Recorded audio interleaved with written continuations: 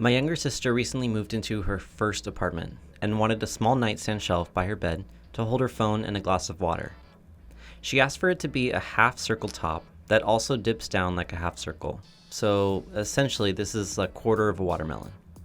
I'm actually impressed with how well it came out, and it wasn't terribly difficult to make. So let me show you how I did it. I'm using birch wood for this project, and actually all the wood I'll be using is left over from previous projects. So this is a great way to utilize a bunch of my nice scrap wood. Based on the space where the shelf will go, I knew it would have to be 10 inches in diameter. The best way to get large consistent circles is with a compass. I set the spread to 5 inches and marked 7 half circles. I brought these boards over to the scroll saw and cut them out. A few of the boards were long enough to use more than once.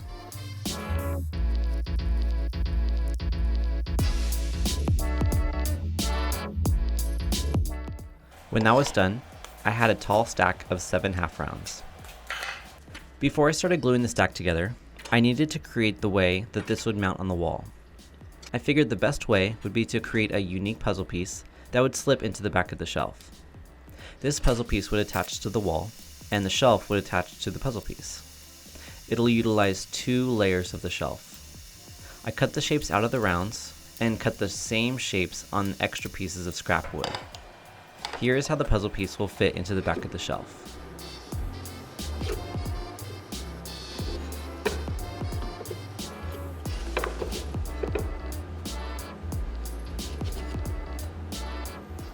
Now, it's time to start gluing the layers together. First, I lightly sanded the cut edges to get rid of any frays that could get in the way. I decided to break up the gluing into sections instead of all 7 at once. I started with the bottom 4 layers. The best looking round will go on top, so I set that aside with the puzzle piece layers.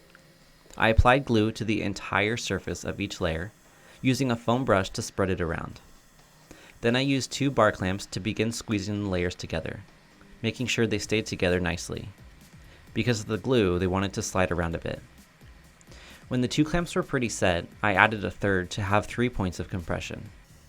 The excess glue made this part a bit messy. After the glue cured, which took several hours, I pulled it out of the clamps. It looked good, so I kept going. The top 3 layers glued up the same way. The only difference here is that I didn't put glue where there'd be a gap for the puzzle piece.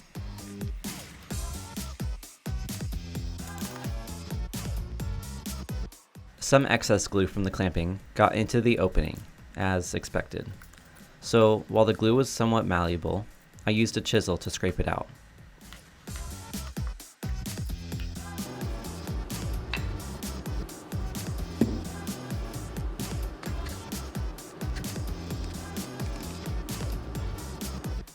I glued the 2 layers of the puzzle piece together, using the existing round as reference to get it perfectly lined up.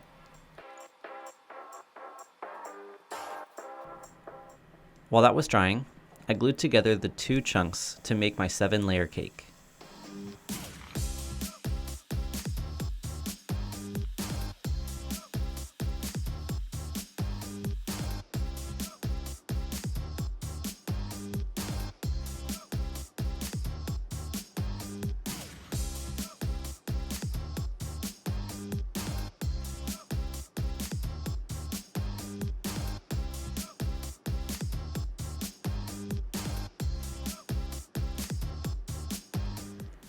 Then we wait. Now, I'm going to deviate from this build process for a moment. This project was put on hold for about 24 hours because of something interesting that happened. So I'm out riding my bike, and then all of a sudden I see on the sidewalk this little dog. Just like walking on the sidewalk all by itself. And I think it's a girl. Yeah, it's a girl. She has a collar, but there's no tag or anything. So Bree's on her way over here. We're gonna go home, and then I guess I'll try to figure out how to see if she has an owner. You're so sweet. Little girl. I know.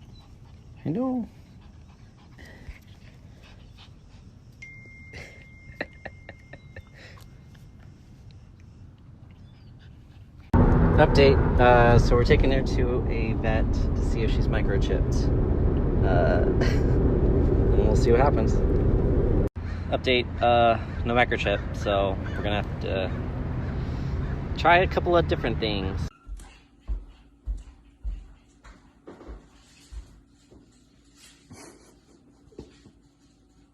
No. No luck with anything so far, so going old fashioned, posting some flyers. We thought we had a potential owner, but turned out it didn't wasn't the right one. So, but we're getting her bath, get her all nice and clean. Someone sent us a post from a different area on Nextdoor, and all the descriptions matched up. So, I sent the guy a text last night, like late. But excuse me. I sent the guy a text super late last night, so we'll see when he texts me back.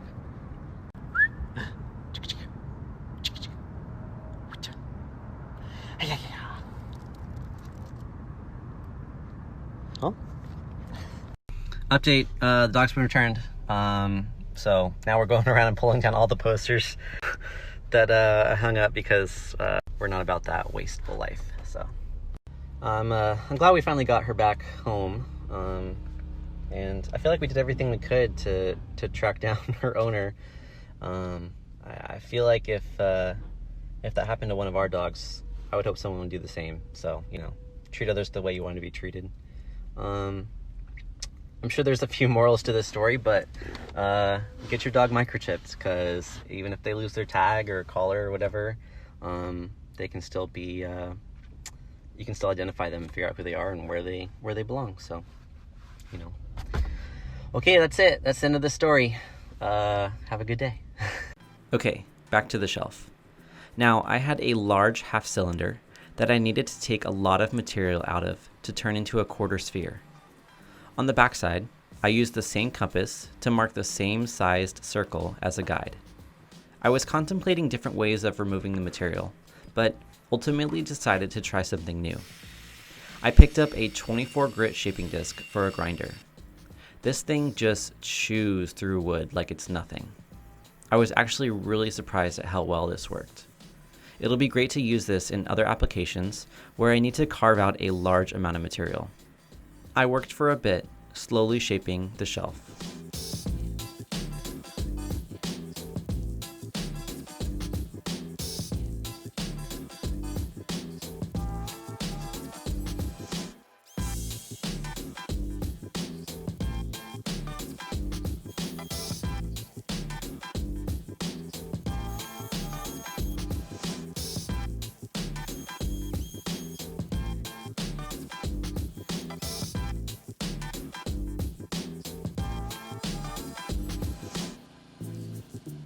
Before carving the bottom, I needed to finalize the mounting system.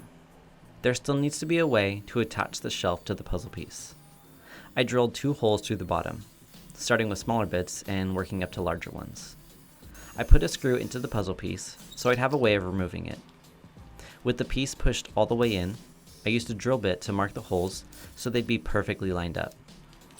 I expanded the holes and added insert nuts, little pieces that hammer in and give you threads for a machine screw.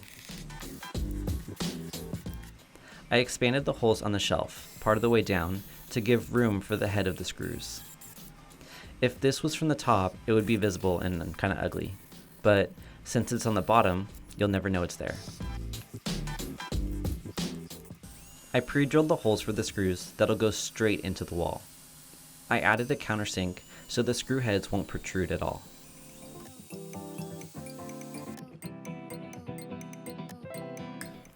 It all seemed to fit well, so I went back to shaping. Obviously, I don't want to remove too much material, so when I got close, I switched to an orbital sander. I used 60 grit to start gently rounding it out, then worked up the grits to make it as smooth as glass.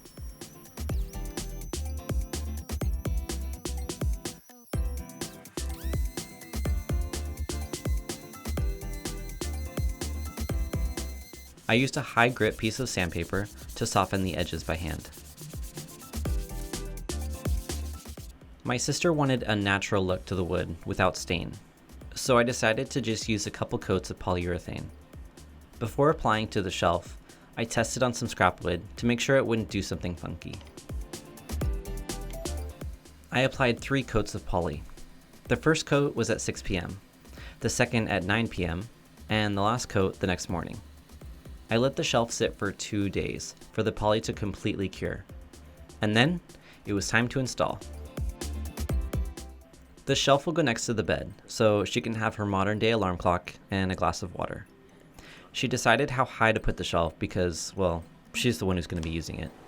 Yeah, that sounds convenient. This building is old with flimsy plaster walls.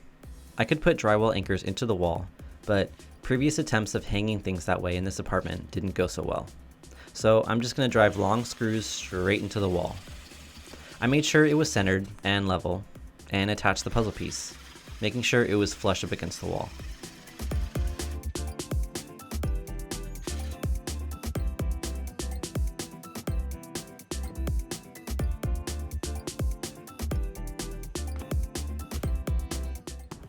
I pushed the shelf into the wall, and it looked really good.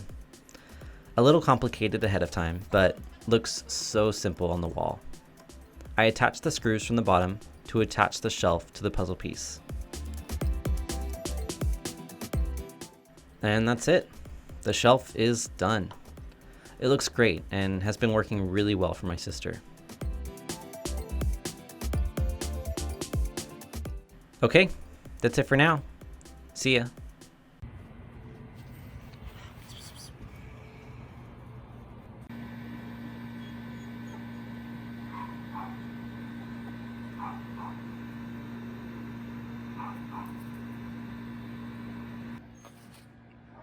Boys.